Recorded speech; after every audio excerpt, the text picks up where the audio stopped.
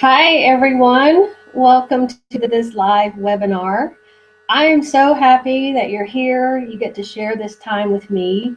This is my first ever webinar, so you are actually part of history today.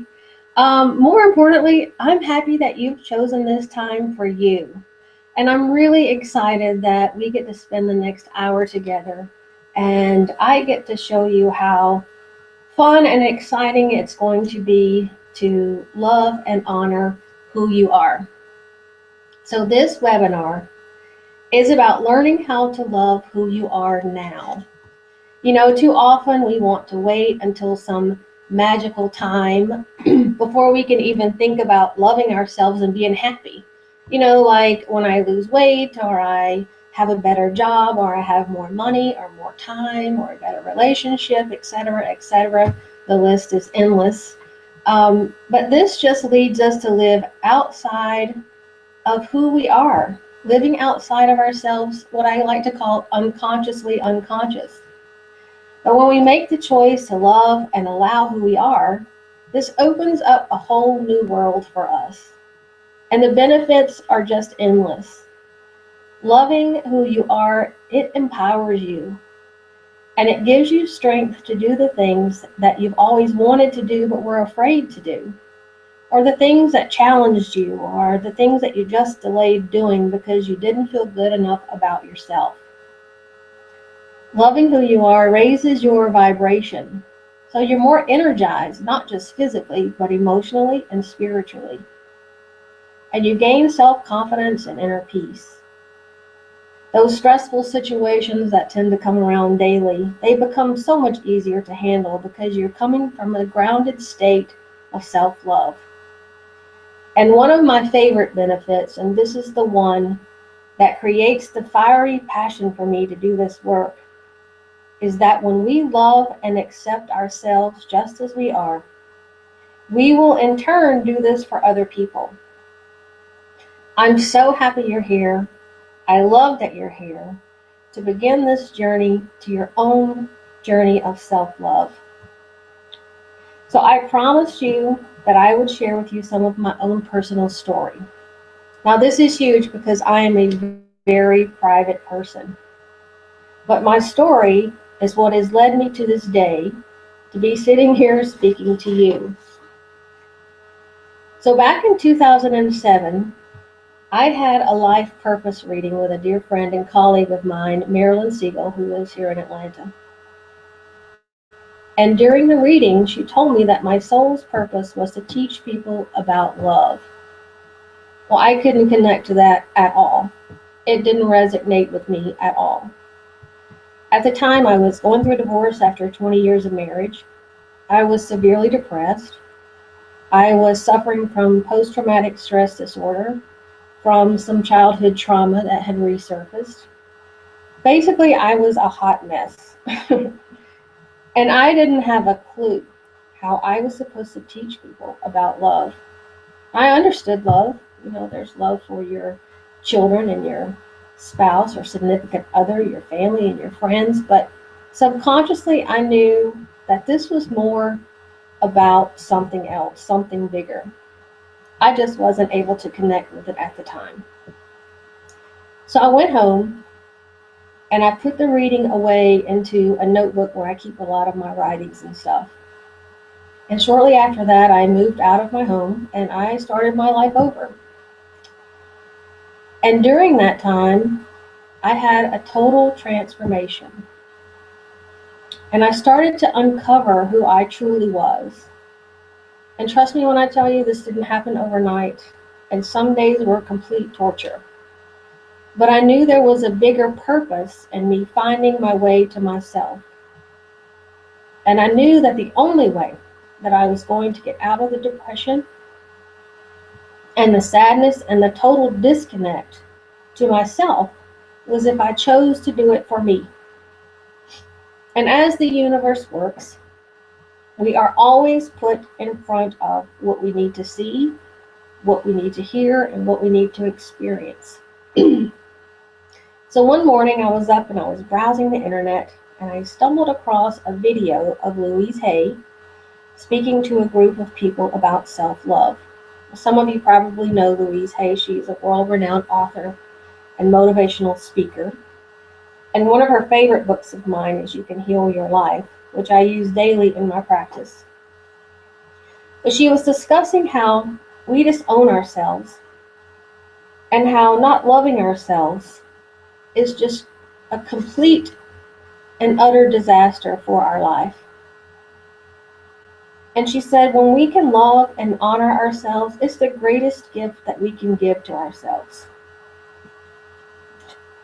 And at the end of the exercise, or at the end of the speech, she gave everyone an exercise. And she said, I want you to stand in front of a mirror. And I want you to truly look at yourself. Now this right here in itself totally freaked me out because I had stood in front of the mirror for years and never saw myself. I could stand and brush my teeth, brush my hair, put my makeup on, whatever needed to be done, but not truly see myself. I could just look beyond myself and do whatever the task was at hand.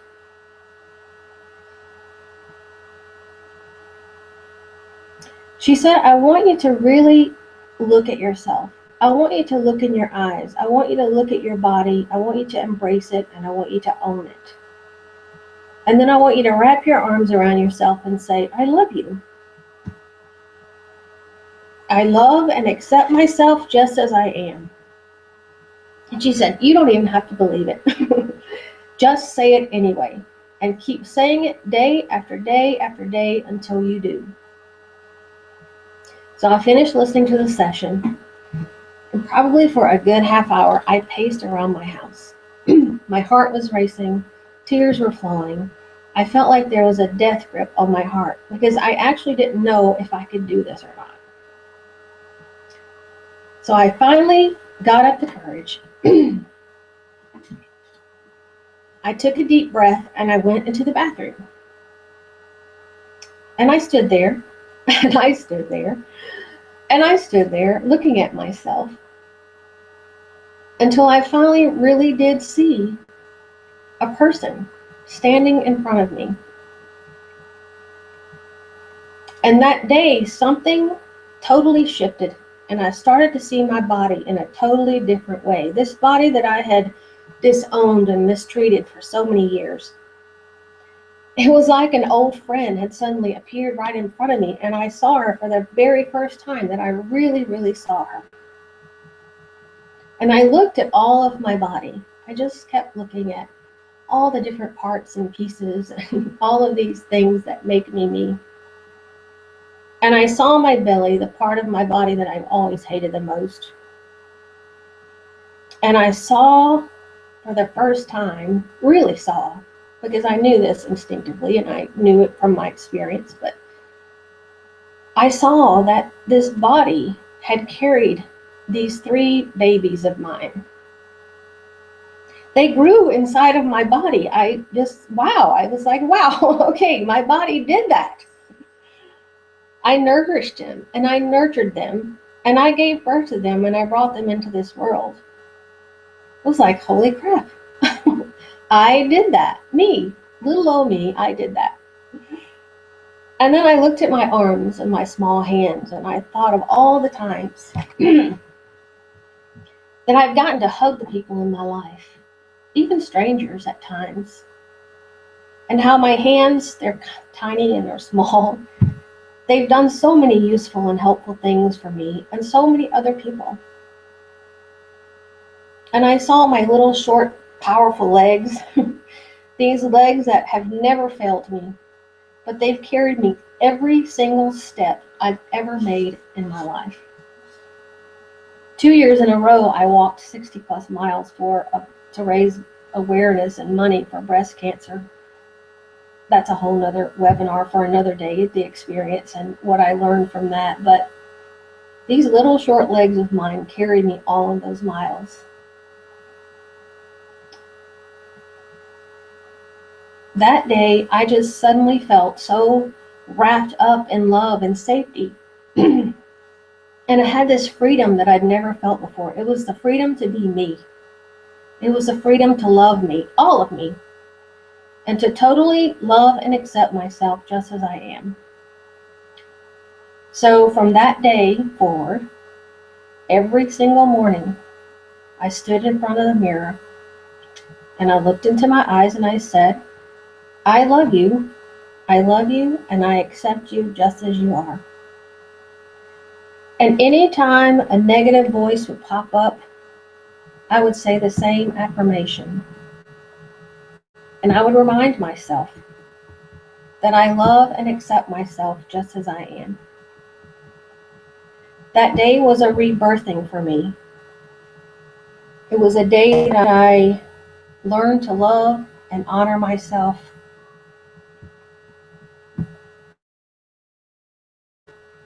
It was a day that I understood why I am here to teach people about love. It's to teach people about loving who they are, accepting who they are fully. That is my life purpose. Now, that is what and why we're all sitting here today. I'm not a big believer in coincidences, and I believe that you found your way here for a bigger purpose. And I am just thrilled to be part of this day for you. I'm going to share with you the 10 key steps for your journey to self-love. These steps are things that I did. I was shooting in the dark. I had no idea where to start when I started this process outside of doing the affirmations.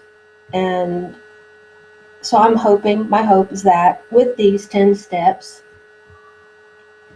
that it makes your journey a little easier.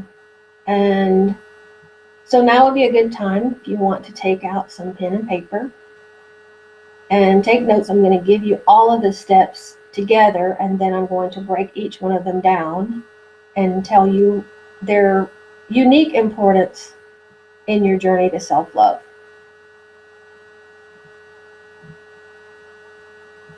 So here are the 10 key steps. So number 1, know who you truly are. What is your definition of you? Number 2, be totally honest with yourself. And number 3, become your own best friend. And 4, nourish your body, mind, and spirit. 5, let go of the need for perfectionism. 6, live in gratitude for the present. 7, surround yourself with positive, loving, uplifting people. 8, stop comparing yourself to others. 9, make yourself a priority. And lastly, number 10, celebrate all of your steps along the way. So let's go through. I'm going to break each one of these down so that you can make notes, and certainly anything that pops up for you, write that down as well, because that will be very important. So number 1, know who you truly are.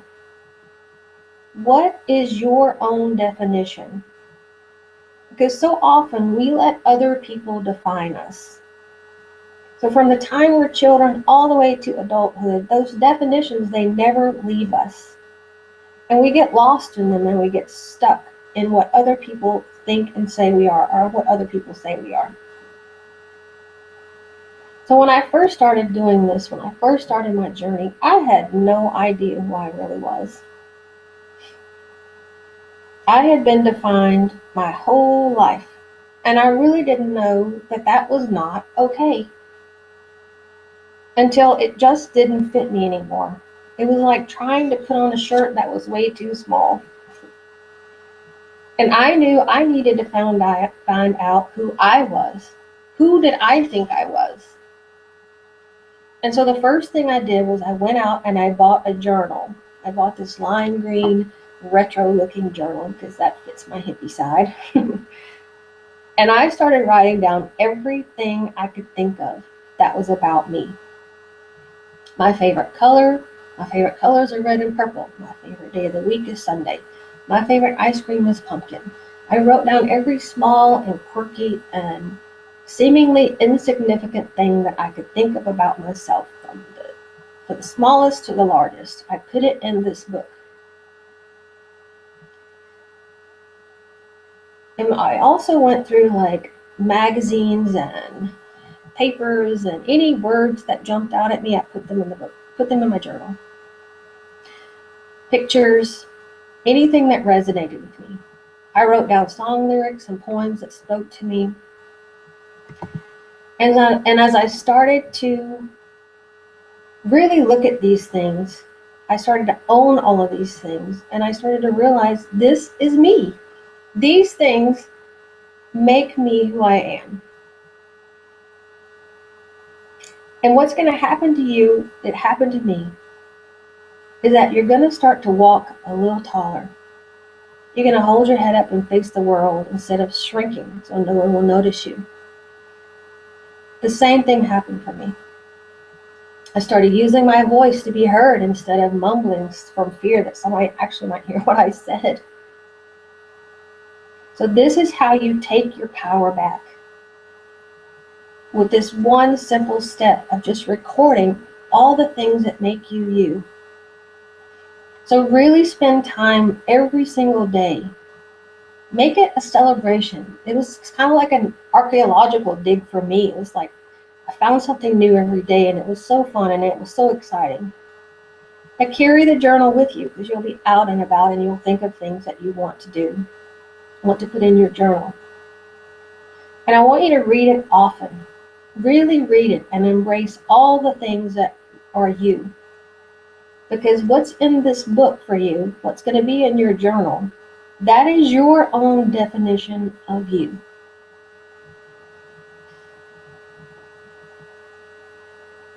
So number 2, be totally honest with yourself. I want you to really listen to what you feel. Because we often, and I am like the queen of this, I know this one backwards and forwards, we numb our true feelings. And we disown them because they're uncomfortable. We numb them with food, we numb them with alcohol, with drugs, with cutting, with shopping, with sex, anything that, the list is endless, the coping things that we use to numb our feelings. But you can never truly know and love who you are if you don't allow yourself to feel and see who you really are. And the best way I know how to really listen to yourself is to get still and to get quiet. And meditation is the best way to connect to your inner voice. Now, meditation does not have to be a ceremony. It can be, of course. But just the simple act of sitting quietly and peacefully without distractions is perfect. My meditation is sitting outside in the early mornings.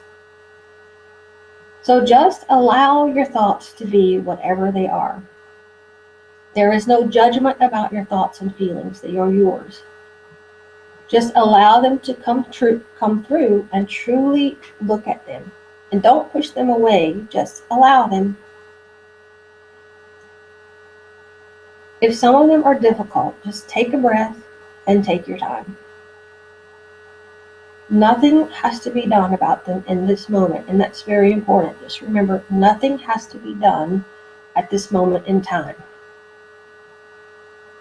You're just taking the time to allow it, to look at it, to feel it. Just feel it throughout your body. And if you find that a feeling gets stuck, sometimes they do, they stick in a specific part of your body. Mine always stick in the pit of my stomach. Just place your hand on the area, take a deep breath, and say, I love, and accept myself just as I am. And at the end of your meditation time, simply give thanks for the thoughts that came up and the feelings that came up. This is very powerful. And just let them be. So be totally honest, feel your feelings, allow them to come through for you so that you can totally look at them.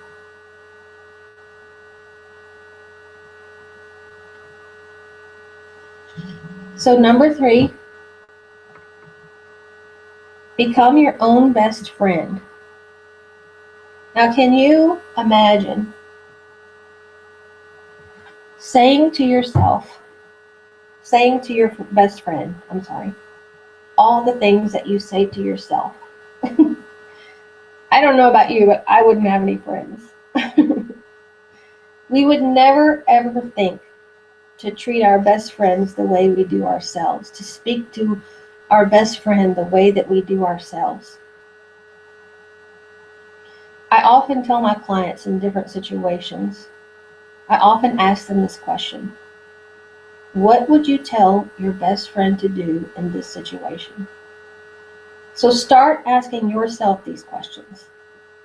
How would I treat my best friend?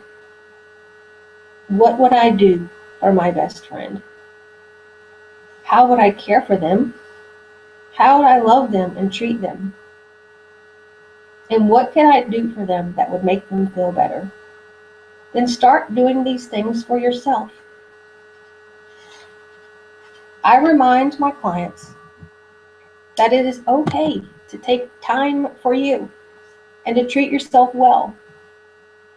So the next time you feel challenged, just ask yourself, how would you take care of your very best friend? And let that person be you. You deserve the same care and love that you give to others. You are worth it too. Have dates. Spend time with yourself. Really get to know you. So become your own best friend.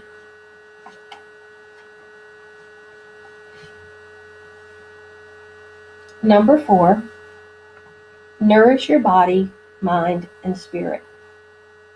So this here really is the foundation of my whole business. This is what I coach people on the most.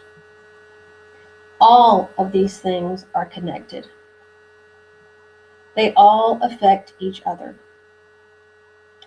Louise Hay says that if you can eat healthy food and think healthy thoughts, you're on the right track for total health.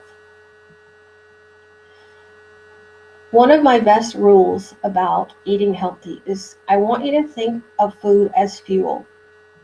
Because really that is the main purpose that we eat, is to fuel our bodies. Sugar, processed food, and junk food not only destroy our bodies, but they just make us feel bad. They make us anxious, they make us tired, and they leave us hungry and dissatisfied. And they do not fuel us at all. So start paying close attention to the food that you eat. When you eat healthy, whole foods, you feel energized. Your thoughts are clear, and you just feel good.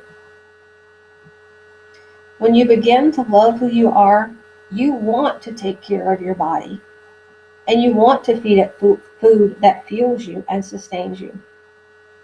So think of your body as a well-oiled machine. It needs proper fuel to run efficiently. You'd never think about going down to the Chattahoochee, that's here in Atlanta, for those that aren't here, and dipping out a cup of sludge and putting it into your gas tank of your car. So why put sludge, what I call sugar, processed food, and junk food, into your body? A good rule of thumb is to eat the rainbow. Keeping a food journal, that's a good way to connect what you eat with how you feel. So make notes when you eat. How do I feel afterwards? Am I energized or am I tired? Am I sleepy or am I wide awake? Those are the things that you want to know. How do I feel? How does my body feel? Because those are key.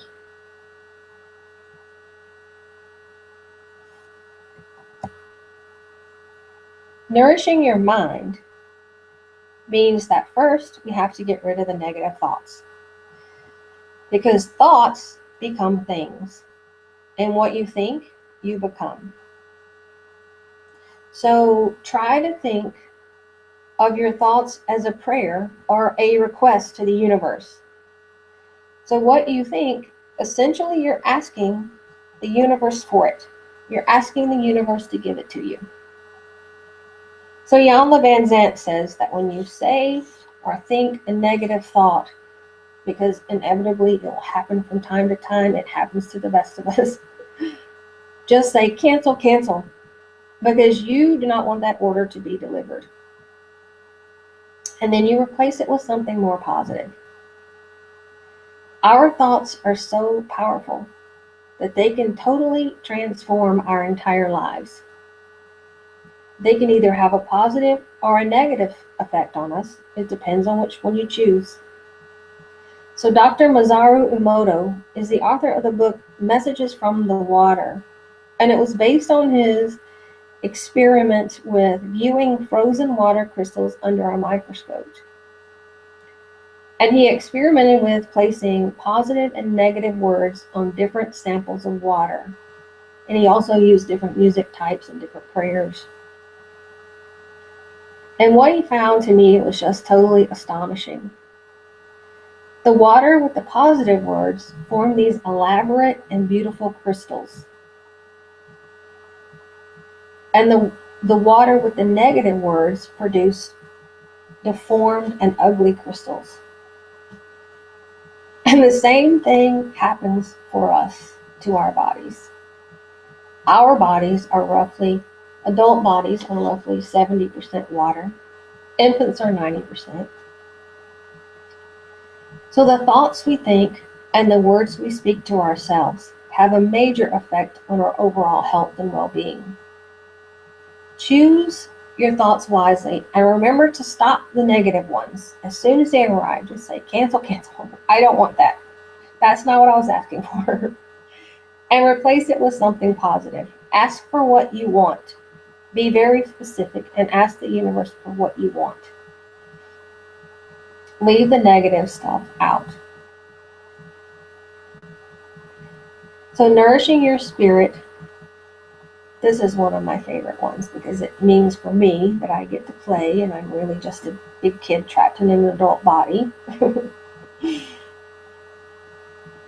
But nourishing your spirit means, what are the things that you love to do? What brings you the most joy? When was the last time you had fun? When was the last time you played like a kid? My favorite thing to fill my spirit back up is I go out in my backyard, or really anywhere there's earth. And I stand with my bare feet. And it just does something for my spirit. It just fills me back up. And that is the number one ritual for me. Of course, anytime I love to play with Oliver, my grandson Oliver, because he just reminds me of the simple things in life, and that playing and laughing and blowing bubbles and swinging and eating ice cream are all the ways that you can fill your spirit back up. And there's no right or wrong here. Do what makes you happy. Do what makes you feel good. Do what makes your soul sing. If it's music and dance, turn it up. But do what makes you feel good. Do what nourishes your spirit.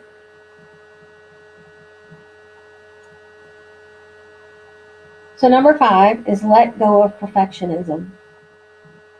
Now, we live in a society with tremendous stress on us to be perfect.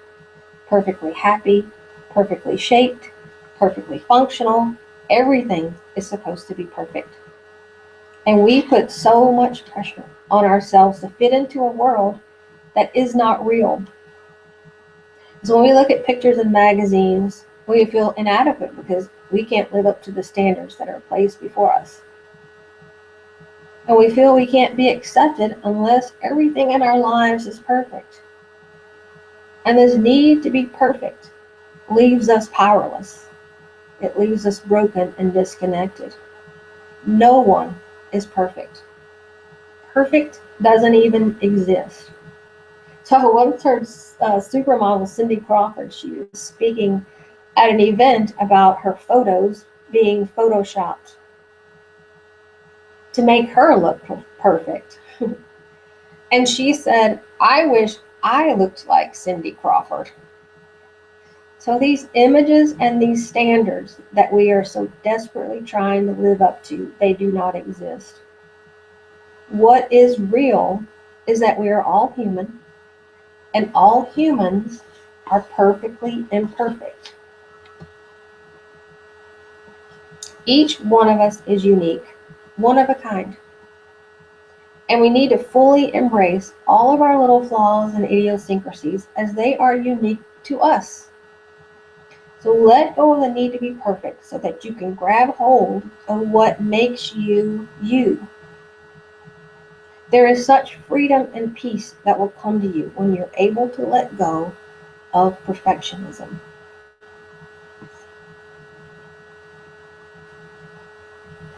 So number 6, live in gratitude for the present. So Eckhart Tolle is one of my favorite authors, and he is a master at teaching us how to live in the present moment. It's challenging at first to stay in the moment because as humans, we're always thinking ahead. We're always moving ahead to what we have to do tomorrow and what needs to be done, etc., etc.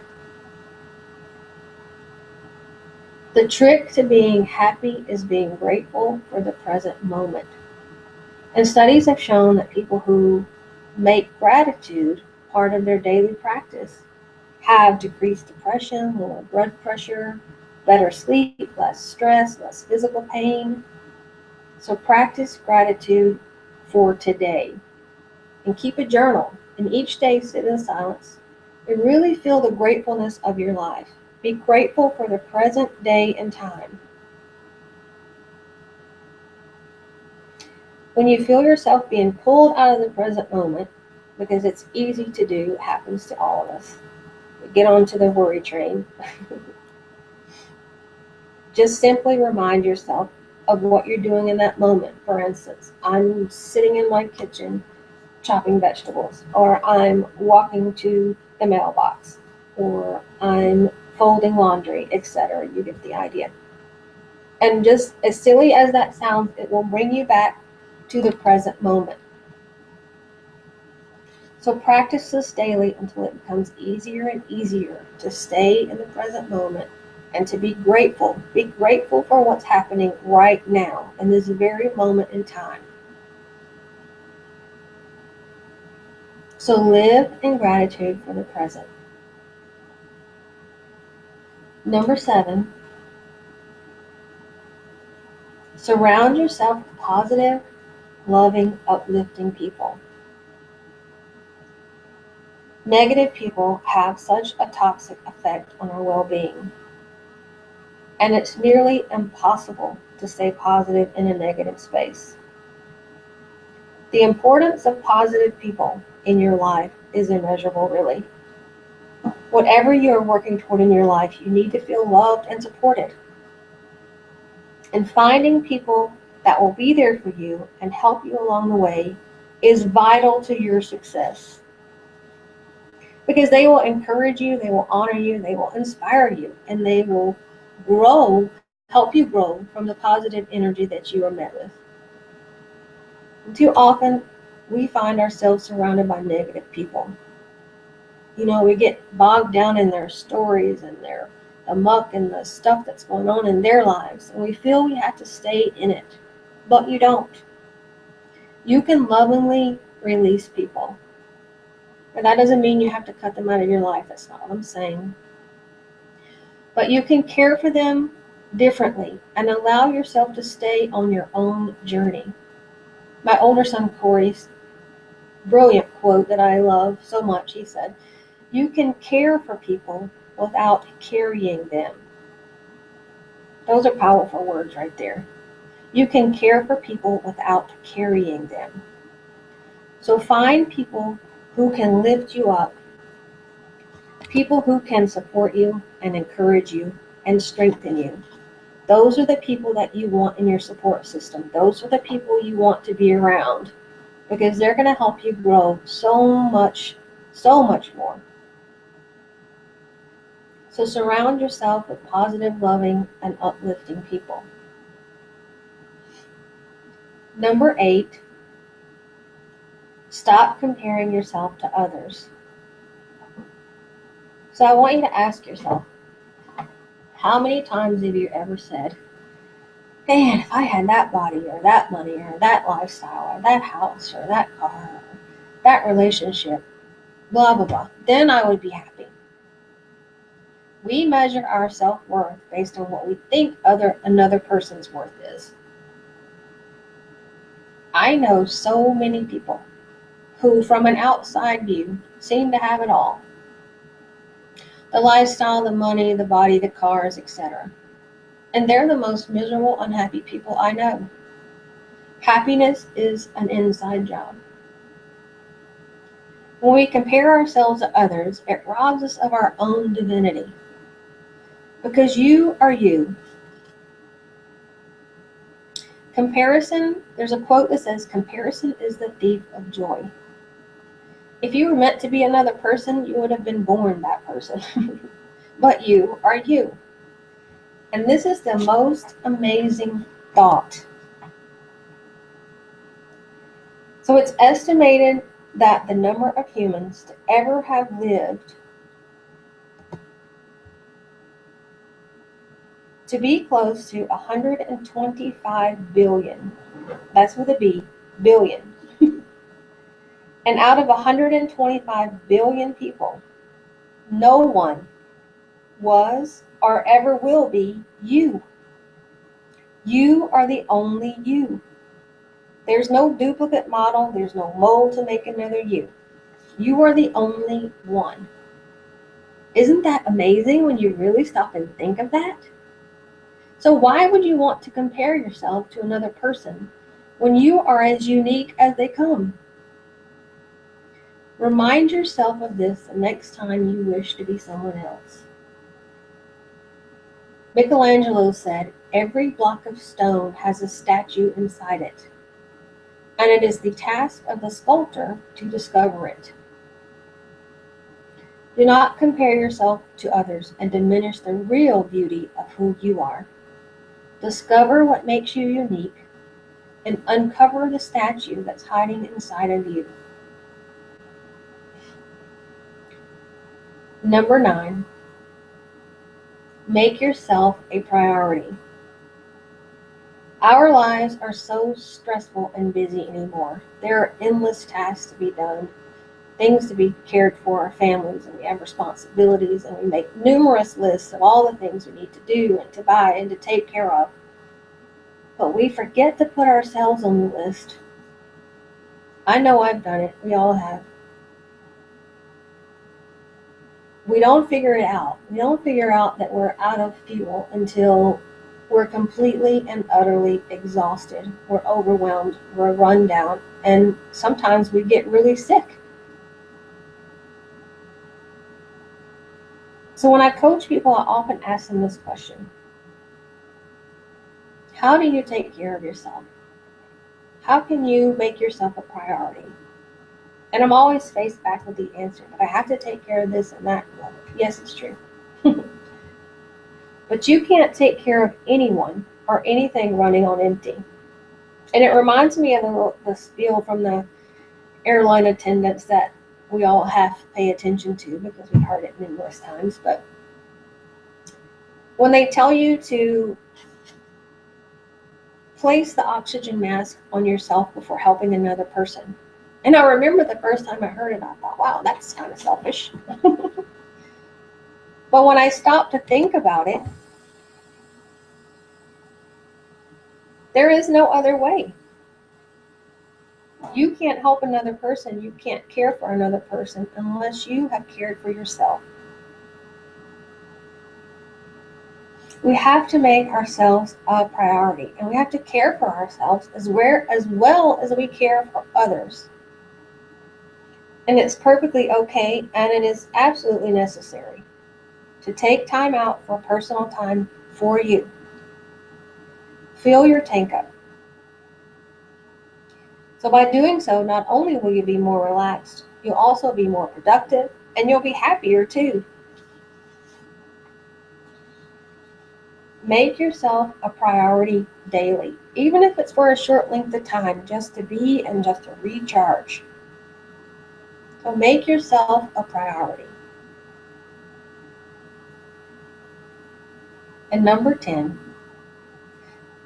the last one here, but certainly to me one of the important ones, is celebrate all of your steps along the way.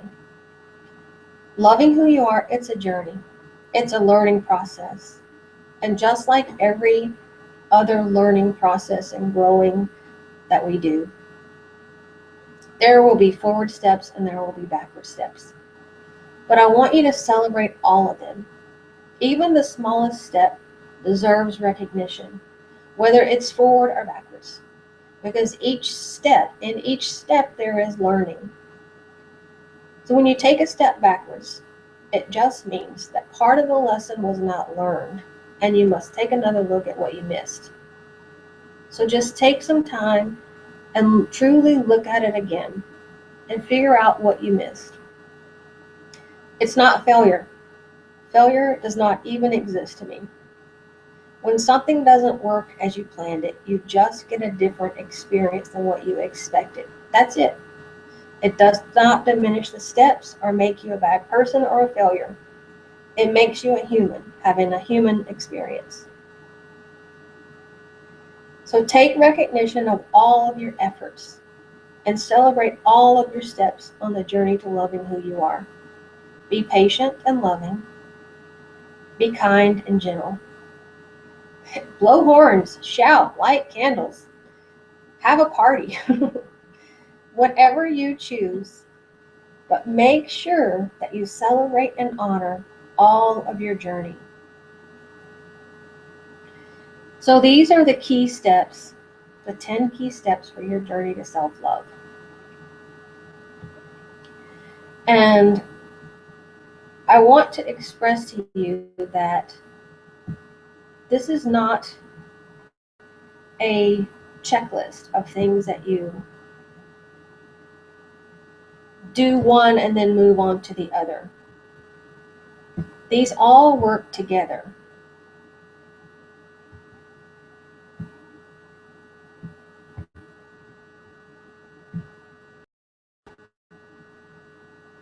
Some of these are going to be a lot easier than others. Take your time. This is a learning process. I know from my own experience how incredibly magical that this journey is going to be for you. And I know it's going to set in line all the things that you truly desire in your life. And I'm happy to support you along the way. If I could have back even half of the years, even half of the years that I wasted not loving myself, of disowning and disallowing and dishonoring myself, I could have over half my life back. And listen, at nearly 50, I would take 25 back again. I don't want you to waste any more time. Time is precious. And today is the best day to start your journey to self-love. And I'm here to help you and guide you and support you every step of the way. So I set up 3 different options for coaching packages. You will see those on the right side of your screen there.